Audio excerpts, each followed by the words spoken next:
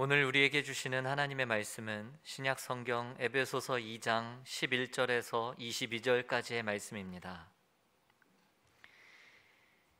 이제 제가 하나님의 말씀을 봉독하겠습니다. 그러므로 생각하라. 너희는 그때 육체로는 이방인이요 손으로 육체에 행한 할례를 받은 무리라 칭하는 자들로부터 할례를 받지 않은 무리라 칭함을 받는 자들이라.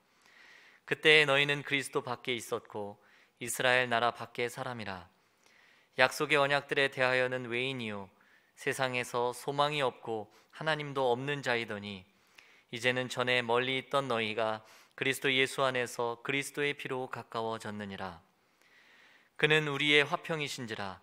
둘로 하나를 만드사 원수된 것 곧 중간에 막힌 담을 자기 육체로 하시고 법조문으로 된 계명의 율법을 폐하셨으니 이는 이 둘로 자기 안에서 한 세 사람을 지어 화평하게 하시고 또 십자가로 이 둘을 한 몸으로 하나님과 화목하게 하려 하심이라.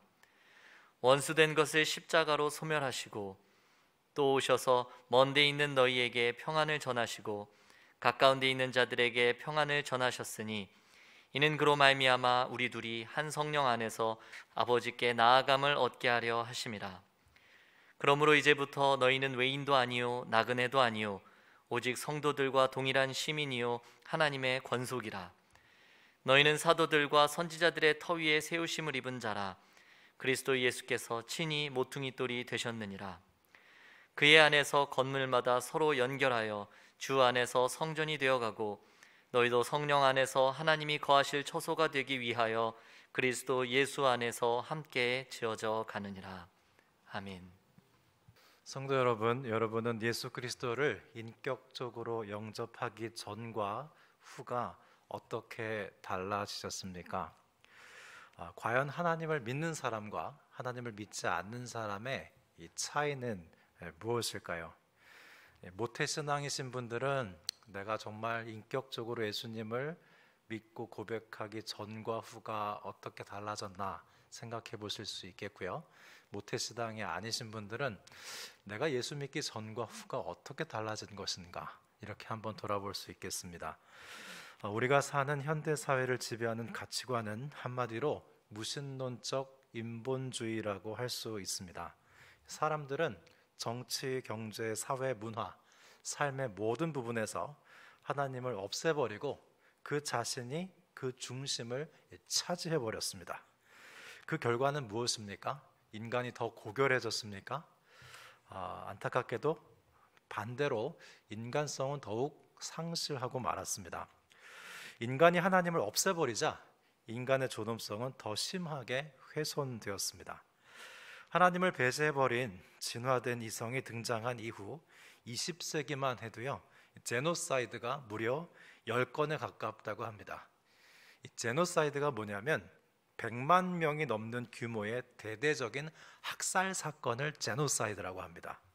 예를 들면 나치가 샤워실로 가스를 주입해서 유대인 600만 명을 살해한 아우슈비츠 사건, 민간인들의 머리 위로 무차별적으로 원폭을 투하한 히로시마와 나가사키 원폭 사건, 굴뚝으로 독극물을 투입한 구소련의 굴락 수용소, 이 모든 끔찍한 사건들은요, 오지에 사는 미개인들에 의해서 자행되는 것이 아니고요, 당시 최고 문명국에 사는 너무나도 이성적이고 계몽된 인간들에 의한 것이었습니다. 그래서 신을 옹호하다라는 책의 저자인 테리 이글턴은 하나님 없이는 온전한 인간성은 있을 수 없다고 했습니다. 즉 무신론적 인본주의라는 것은 불가능하고, 인본주의가 가능하려면 하나님을 인정하는 유신론적 인본주의가 가능하다는 것이죠. 여러분, 죄가 무엇이라고 생각하십니까? 한자로 죄를 쓰면요, 1, 2, 3, 4 할 때 사자를 쓰고 그 아래 안일 비자를 씁니다. 즉 죄란 네 가지 관계를 파괴하는 것인데요, 네 가지 관계는 하나님과의 관계, 나 자신과의 관계, 이웃과의 관계, 자연과의 관계입니다. 이 네 가지의 관계가 깨지는 것이 죄입니다. 모든 관계가 깨어지는 근본적인 이유는요, 하나님과의 관계가 깨졌기 때문입니다. 인간은 하나님 앞에서 진정한 인간이 될 수 있기 때문이죠. 예수 그리스도를 인격적으로 영접하고 하나님을 믿는 믿음으로 생겨나는 변화는 하나님과 평화의 관계를 누림으로 이웃과의 관계에서도 평화를 누리는 것입니다. 우리 스스로 평화를 확보하기가 어렵습니다. 하나님과의 평화 안에서 우리는 안심하고 누군가와 함께 평화를 누릴 수 있습니다. 저는 비행기를 탔을 때 매번 유심히 보는 것이 있는데요. 비행기가 이륙하기 전에 승무원들이 안전 수칙을 말로 설명할 뿐만 아니라 행동으로 이렇게 설명하는 시간이죠. 아무도 그 시간을 주목해서 승무원들을 바라보지 않습니다. 근데 저는 매번 확인하는 영적인 원리가 하나 있는데요.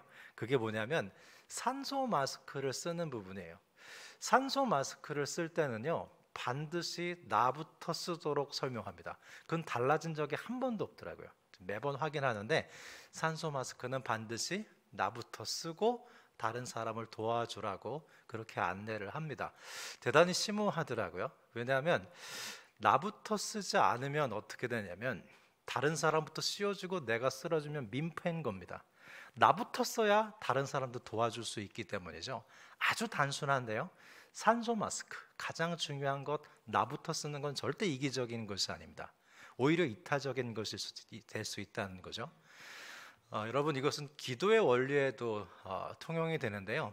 우리는 중보 기도를 하곤 하는데 개인 기도 없이 중보 기도로 곧장 갈 수 없습니다.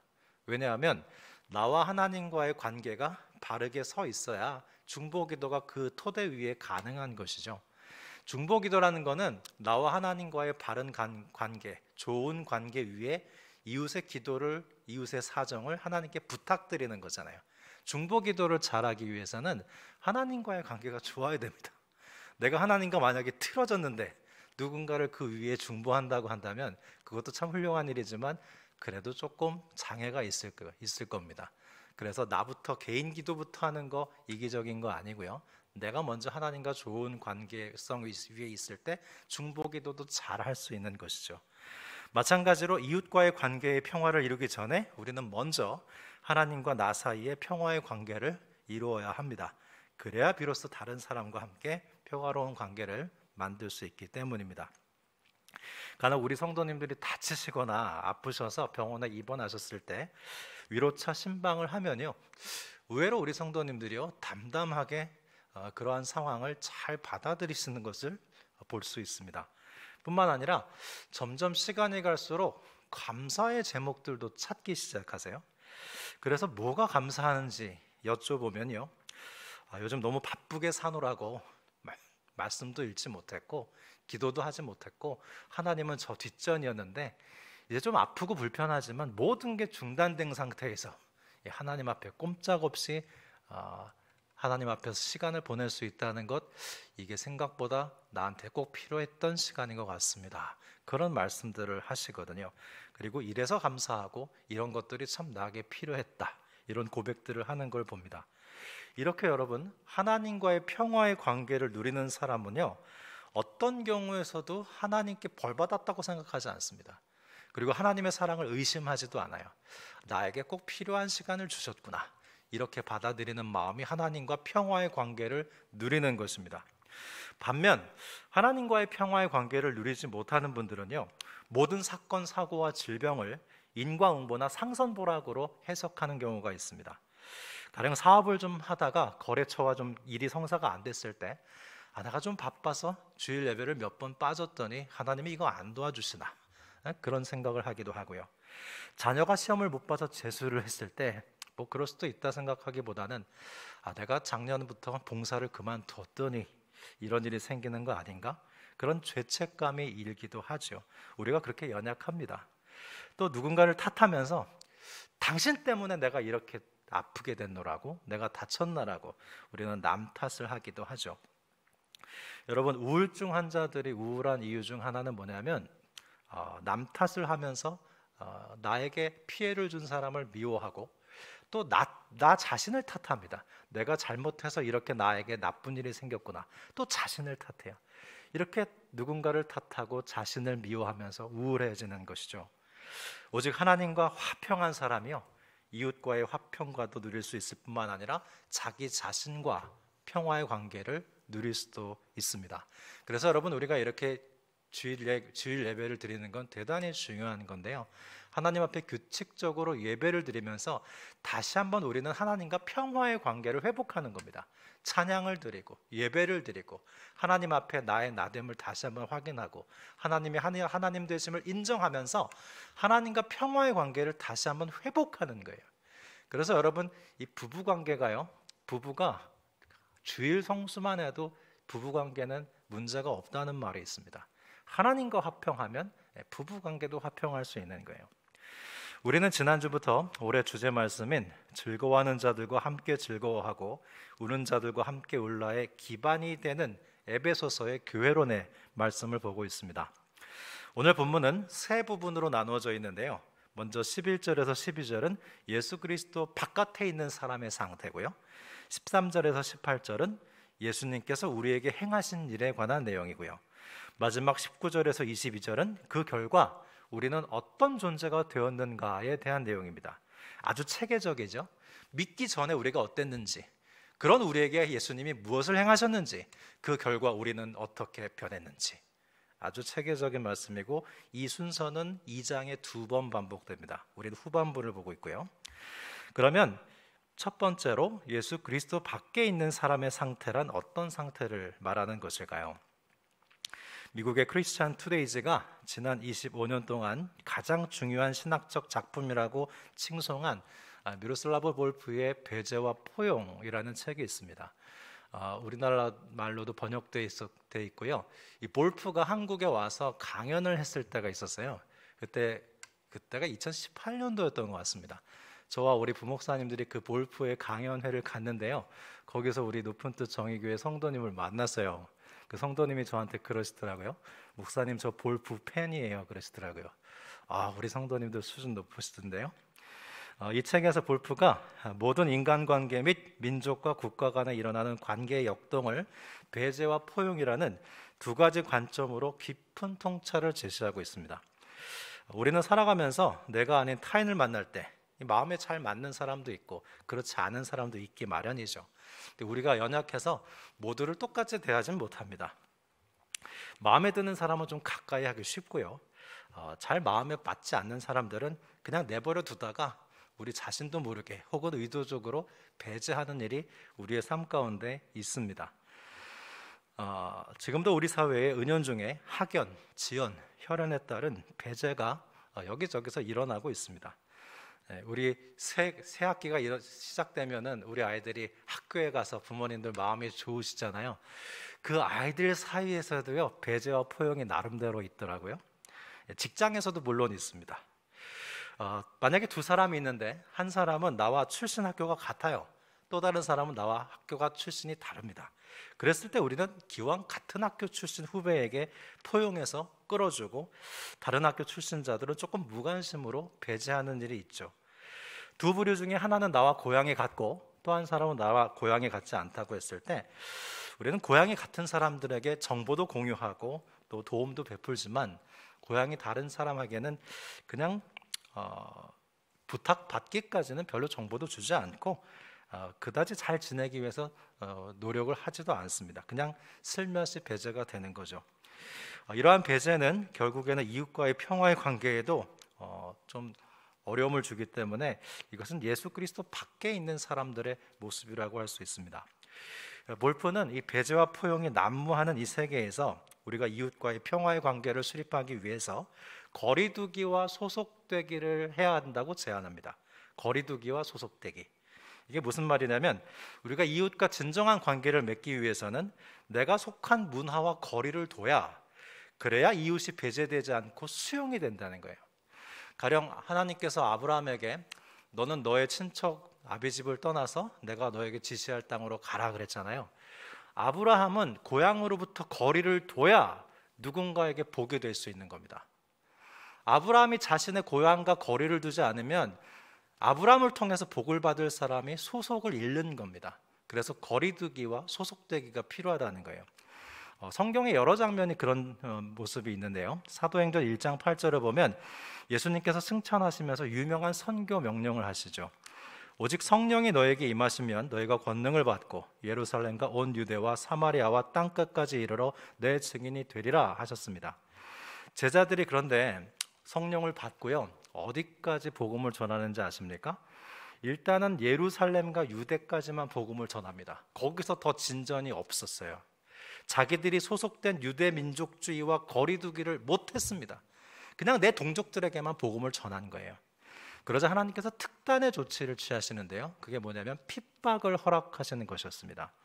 사도행전 7장에서 스데반이 순교하고요, 12장에서 야고보가 순교해요. 사도들이 순교하고 핍박이 오자 그제서야 이스라엘과 유대로부터 제자들이 거리두기를 시작합니다. 도망 다니느라고. 자기네 민족들과 거리두기를 시작하자 타민족들이 복음으로 들어오기 시작합니다. 그래서 복음이 전 세계로 전해지는 거예요. 이것이 바로 거리두기와 소속되기입니다. 하나님께서 우리를 평화의 도구로 쓰실 때 반드시 우리의 죄된 욕망으로부터 거리두기를 요청하실 거고요, 우리는 그로 말미암아 누군가를 구원의 역사에 소속되도록 할 수 있습니다. 그럼에도 불구하고 여러분, 우리의 죄된 본성이 참 녹록치가 않아요. 그래서 그럼에도 불구하고 우리는 평화로 달려가기보다는 좀 보복으로 갈 때가 더 많이 있는 것 같습니다. 시편 23편은 그리스도인의 일생을 단 6절로 요약했다고 생각되는데요, 이 시편 23편 5절에 이런 말씀이 있습니다. 주께서 내 원수의 목전에서 상을 차려주시고 그랬어요. 여기서 상은 상장이 아니라 밥상이에요. 이 얼마 되지도 않는 6절 중에 6절로 요약한 인생 중에 한 절에 원수가 등장합니다. 여러분, 우리가 살아가면 살아갈수록 친구가 많아지고 원수는 점점 줄어들까요? 원수는 많아지고 친구는 점점 줄어들까요? 너무 양자택일이지만 애매하지는 않을 거예요. 살아가면 살아갈수록 친구를 더 사귀기는 어렵더라고요. 근데 살아가면서 여러 사람들을 대하다 보면 나에게 친절한 사람이 있을 때도 있지만 적대적인 사람들이 더 많을 때도 있습니다. 시편 23편 5절은 원수가 점점 늘어난다, 거기에 지지하고 있는 것 같습니다. 살아가노라면 원수가 생기고요, 나는 또 누군가의 원수는 아닌가요? 이웃과 평화하지 못해서 원수가 되고 또 크고 작은 보복으로 살아가는 우리의 마음을 반증하듯이 이 구약 성경의 시편에는요, 복수시가 대단히 많습니다. 여러분, 누군가에게 복수하고 싶은 분은 시편 복수시를 읽으면 마음이 후련해집니다. 저는 시편의 원수에 대한 복수시를 보면서 참 혼란스러웠습니다. 아니, 이웃을 사랑해야 되는 거 아닌가? 원수를 용서해야 되는 거 아닌가? 그런데 왜 이렇게 복수시가 많지?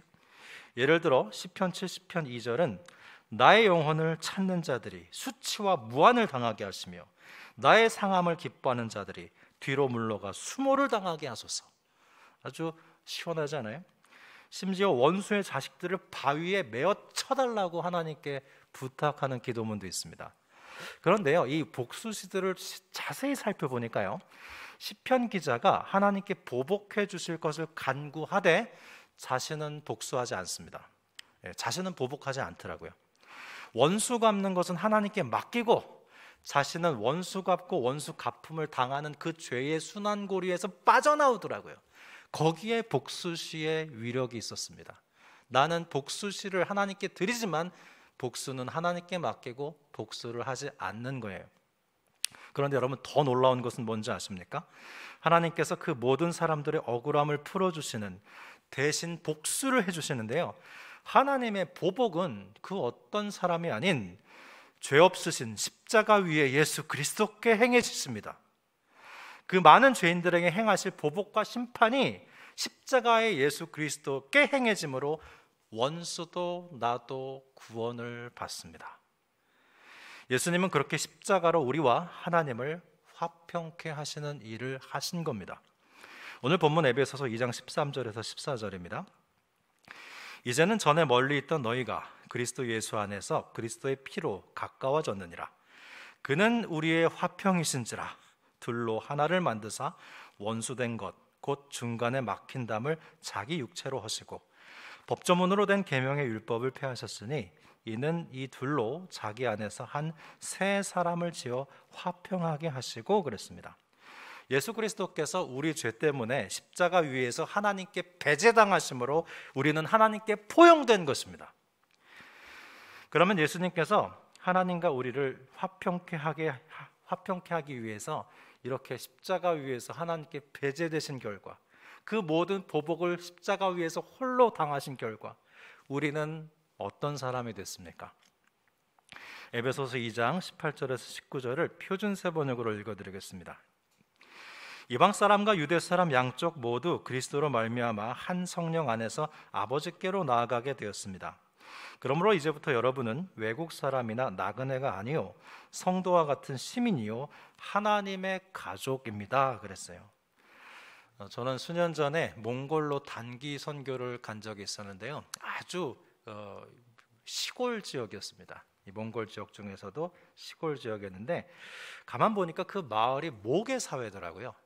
그러니까 엄마는 하나인데 아빠가 여럿이에요. 여러분 그런 것이 아직도 몽골에 많이 있습니다. 그래서 아이들이요 엄마는 확실히 알아요. 근데 아빠는 누군지 모릅니다. 그런데 아빠가 누군지 알 수 있는 방법이 단 하나 있어요. 그게 뭐냐면 엄마가 알려주는 겁니다. 엄마가 알려주지 않으면 아빠를 알 수 없어요. 아이들은. 이와 유사하게 우리가 하나님을 아버지라고 부를 수 있도록 도와주시는 분이 있습니다.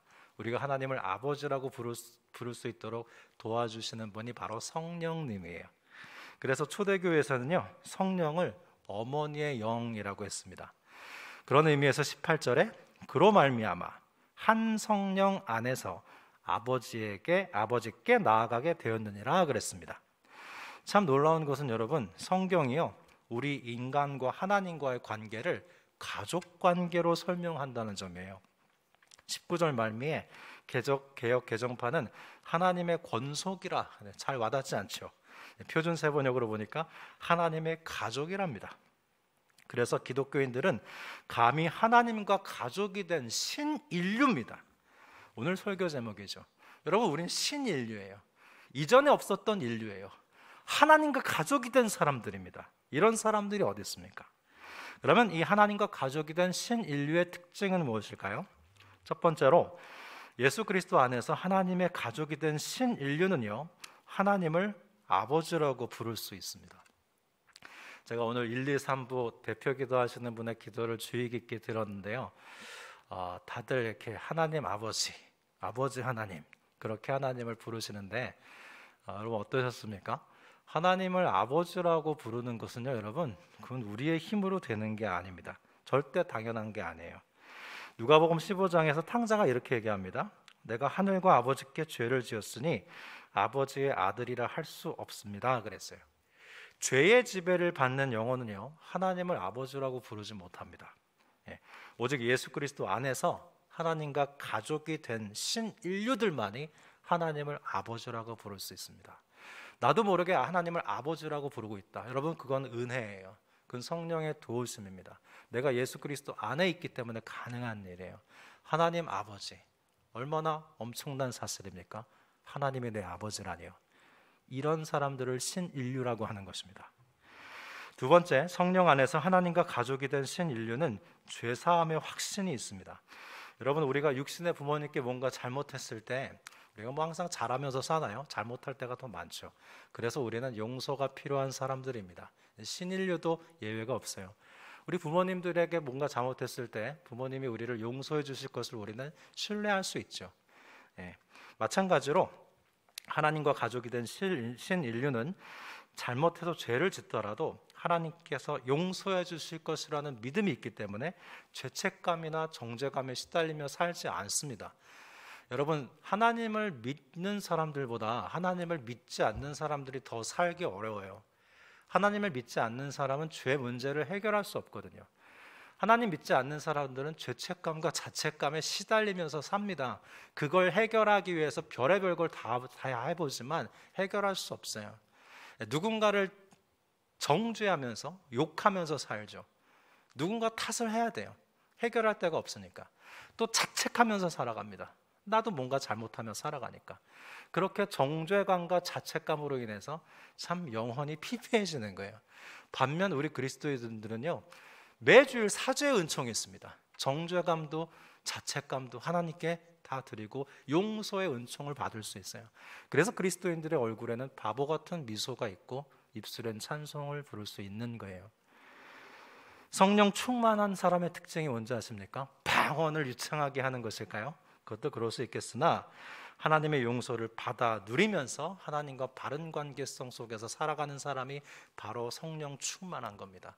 사죄의 은총을 언제든지 받아 누리는 것, 그건 성령님의 도우심으로 가능한 것입니다. 그것이 바로 신인류입니다. 세 번째로 예수 그리스도 안에서 하나님과 가족이 된 신인류의 특징은 죽음에 대한 두려움이 없어요. 죽음은 다 두렵죠. 그러나 죽음의 공포까지는 가지 않습니다. 왜냐하면 우리 신인류들은 이 땅에서 살아가는 내내 하나님을 아버지라고 부르면서 살았거든요. 살아가는 내내 잘못하는 즉시 용서를 받으며 살았거든요. 내 아버지가 나를 지옥에 보낼 리가 없다는 걸 난 잘 알고 있습니다. 그래서 죽음 이후에도 천국에 갈 것이라는 확신이 있고 부활 소망 가운데 살아가기에 죽음의 공포가 없는 게 신인류입니다. 죽음을 두려워하지 않는 이 사람들을 누가 감당하겠습니까?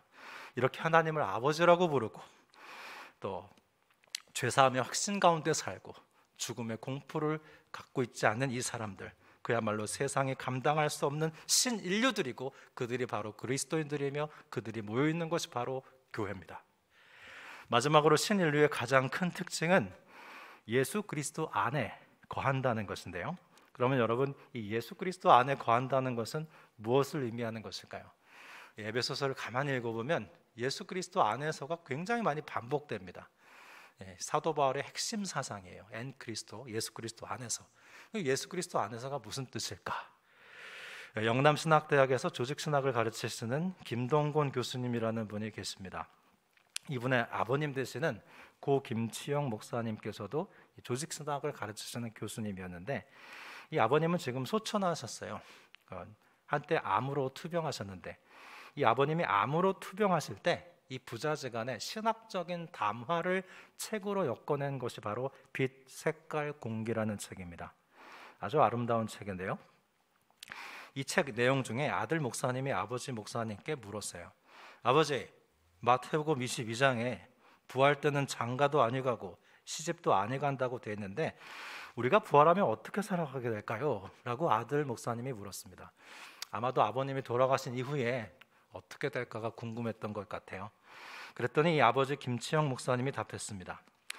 이 세상에서 남녀 관계는 말이다, 기본적으로 생식을 위한 구조로 한 남자와 한 여자가 결혼하면 다른 남자와 다른 여자에게는 배타적이 될 수밖에 없다. 그리고 사람은 누구나 자기 자신이라는 자아로 존재하기 때문에 내 남편, 내 아내, 내 아들, 딸, 내 직업, 내 소유, 이렇게 자아 중심적으로 살아갈 수밖에 없지. 그러나 이것은 열린 자아가 아니라 닫힌 자아다. 그러나 사람이 죽고 부활하면 이러한 폐쇄적인 구조가 극복된다. 그래서 우리가 부활하면 자아 중심적 삶에서 예수님 중심적 삶으로 그리스도아, 자아가 아니라 그리스도아적 삶을 살게 되지. 그때는 내 남편, 내 아내, 내 아들, 딸, 네 것, 내 것이라고 하지 않고 모두가 예수님의 자녀이고 모두가 예수님의 것이며 그렇게 예수 그리스도 안에서 진정으로 하나됨을 경험하게 될 것이다 그랬어요. 둘 다 그리스도론 전문가셔서 아주 탁월한 신학적 통찰이었고 정말 부활하면 그렇게 될 것 같아요. 예수님 중심적으로. 그러나 여러분, 신인류들은요, 부활 이전에도 예수 그리스도 안에 거하면서 나라는 자아 중심이 아닌 예수님 중심적으로 형제 자매들과 하나 돼서 평화의 관계를 경험할 수 있는 사람들입니다. 그래서 여러분, 우리가 높은 뜻 하는데 그게 뭐냐면 예수 그리스도 안에서예요. 나 중심적이 아닌 예수님 중심적으로 모든 것을 바라보는 것이죠. 예수님 중심적이 될 때 우리는 예수님으로 인해서 하나가 될 수 있습니다. 예수님 때문에 형제를 사랑할 수 있고요, 예수님 때문에 용서할 수도 있죠. 그게 바로 신인류입니다. 저는 예수 그리스도 안에서 하나됨을 생각할 때마다 떠오르는 이미지가 하나 있는데요. 여러분, 지금 동그란 원 하나를 한번 크게 그려보시기 바랍니다.